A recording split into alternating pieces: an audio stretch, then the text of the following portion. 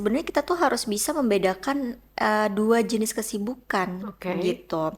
Kalau aku sendiri tuh ngomongnya, kesibukan produktif Mhm. atau aktivitas yang secara langsung tuh menciptakan value gitu ya buat Oke. customer, dan ada juga yang namanya kesibukan sia-sia, gitu. Hmm. Atau aktivitas yang kita lakukan tuh cuma karena sistem kerja yang buruk aja.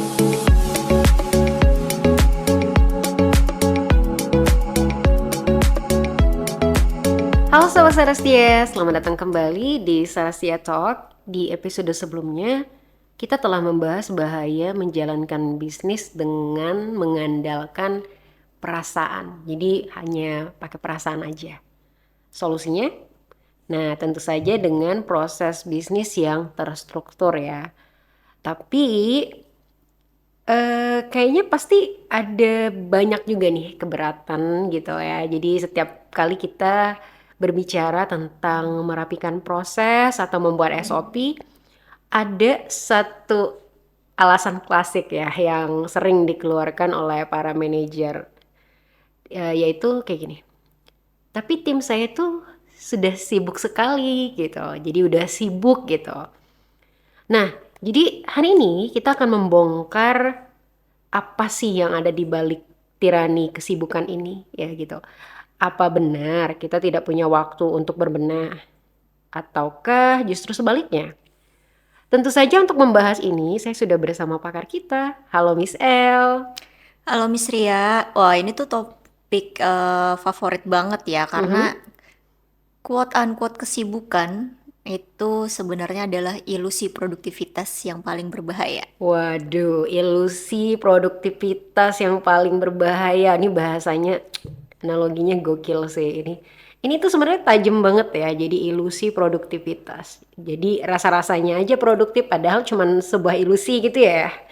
Tapi Miss L ini sebenarnya ada beberapa mungkin yang meyakini ini sebagai realitas gitu loh. Banyak kan tim yang Mm-mm. memang bener-bener sibuk banget. Mereka harus melayani pelanggan, mengejar target, menghandle problem yang ada di sana sini kayak gitu. Bukankah meminta mereka untuk berhenti sejenak gitu ya dan ikut pelatihan untuk menganalisis proses bisnis yang ada dan membuat proses bisnisnya dan mendokumentasi bisnisnya itu justru akan mengganggu pekerjaan mereka nggak sih? Paham banget ya sama perspektif itu ya, dan disclaimer dulu, bukan berarti aku nggak menghargai kerja keras dari tim-tim tersebut Iya ya, benar. bukan berarti kayak wah nggak dilihat gitu pekerjaan Mhm. mereka. Pertanyaan tuh bukan mereka lagi sibuk ya Mhm. gitu, tapi yang lebih penting tuh sebenarnya menanyakan mereka tuh sibuk melakukan pekerjaan yang bener nggak sih? Gitu. Ah, Nah, disinilah sebenarnya kita tuh harus bisa membedakan 2 jenis kesibukan oke. gitu. Kalau aku sendiri tuh ngomongnya kesibukan produktif Mhm. atau aktivitas yang secara langsung tuh menciptakan value gitu ya buat Oke. customer, dan ada juga yang namanya kesibukan sia-sia gitu, Hmm. atau aktivitas yang kita lakukan tuh cuma karena sistem kerja yang buruk aja gitu. Wow, ada kesibukan yang produktif dan ada juga kesibukan sia-sia. Kalau kesibukan sia-sia ini contohnya kayak gimana misal? Oke, banyak banget ya. Ini aku coba kasih 4 mungkin. Yang pertama Hmm. tuh rework atau pekerjaan ulang. Oke. Contohnya nih, berapa jam yang dihabiskan oleh seorang desainer untuk merevisi sebuah desain karena brief awal dari tim marketing itu nggak jelas. Oh, I Ya kan? Jadi see. itu maksudnya jadi apa namanya? Ngedit terus gitu kan, Padahal, revisi terus. kalau di briefingin jelas mungkin itu bisa diantisipasi ya, nggak terjadi revisi-revisi ya. Betul. I Terus see. contoh yang lain, kesibukan mencari informasi misalnya. Mhm. Jadi berapa lama waktu yang dihabiskan oleh admin Oh, misalnya, I see. admin penjualan Mhm. untuk nanya nih ke 3 departemen, misalnya operasional, finance, Hmm. dan lain gitu ya, untuk memastikan stoknya tuh ada atau enggak Oh, I gitu. Ini kan sia-sia see. banget. Karena informasinya cuma pihak itu aja yang tahu gitu ya. Atau nggak Hmm. sinkron Oh, datanya, I kan bisa juga. see.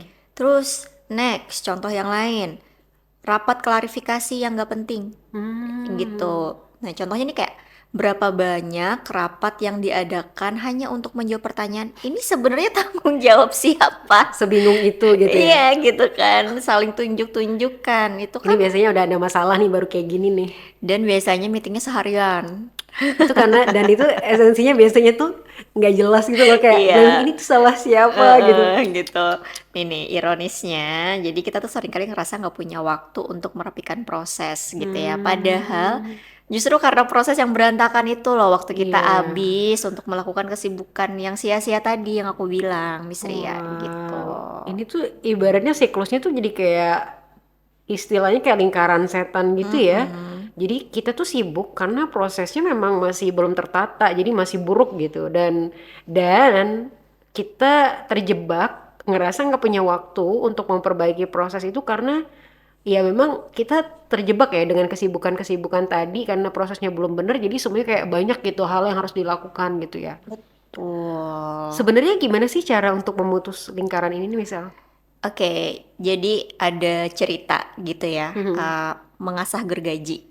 Kalau ini Oke, diinisiasi atau dulu diceritain sama Stephen Covey. oke. Jadi ceritanya tuh ada penebang pohon, sibuk banget nebang pohon tuh dari pagi sampai malam Mhm. gitu kan. Terus ada orang lewat nih ceritanya, terus Mhm. nanya gitu kan ke penebang pohon ini, Pak, kok kayaknya capek banget Mhm. gitu. Kenapa kok nggak berhenti aja setiap 15 menit atau berapa gitu buat mengasah gergajinya lagi? Hmm, Maksudnya kan biar tajam lagi ya? tajam, biar lebih Iya, cepat gitu kan. Tahu nggak yang dibilang sama penebang pohon tuh, Pak? gimana? Nggak ada waktu buat mengasah gergaji, aku sibuk menebang pohon. Wow, ini analoginya kayak menampar gitu ya. Kayaknya kita Gitu. semua tuh kayak penebang pohon itu nggak sih kalau lagi terjebak sama proses yang belum dirapiin?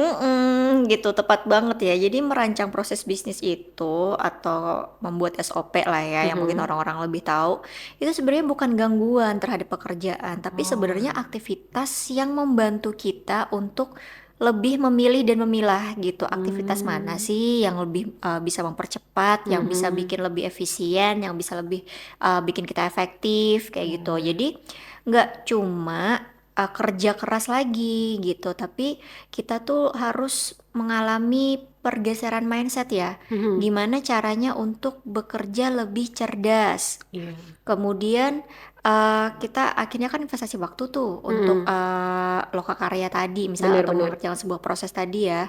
Nah, itu tuh nanti ujung-ujungnya apa gitu biar kita bisa bekerja lebih ikhlas dan lebih tuntas gitu Oke. daripada capek-capek badan aja dan hanya Hmm. terjebak di sana gitu. Jangan. Benar-benar. Sebenarnya ini sebenarnya investasi untuk ikut pelatihan dan merapikan proses itu biar kedepannya justru lebih efektif dan efisien lagi ya.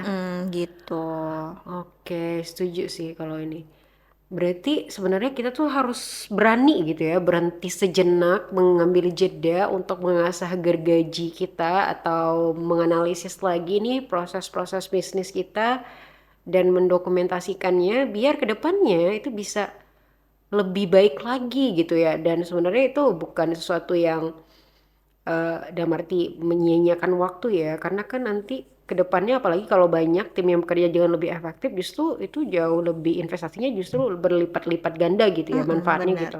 Nah, misal bagi para pemimpin nih yang mendengarkan podcast ini dan mungkin mau memulai gitu ya bahasanya ngajak timnya yang super sibuk itu, apa sih kira-kira langkah awal gitu ya yang paling paling realistis dan tidak mengintimidasi atau maksudnya tidak terlalu membuat mereka yang tidak gitu untuk Oke. mulai beranjak berproses ini gimana?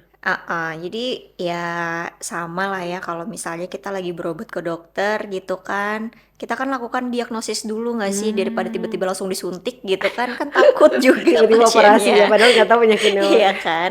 Jadi coba kita ajak tim untuk mendiagnosis proses dulu gitu Mhm. kan, nggak perlu lama-lama mungkin 1 jam kayak gitu.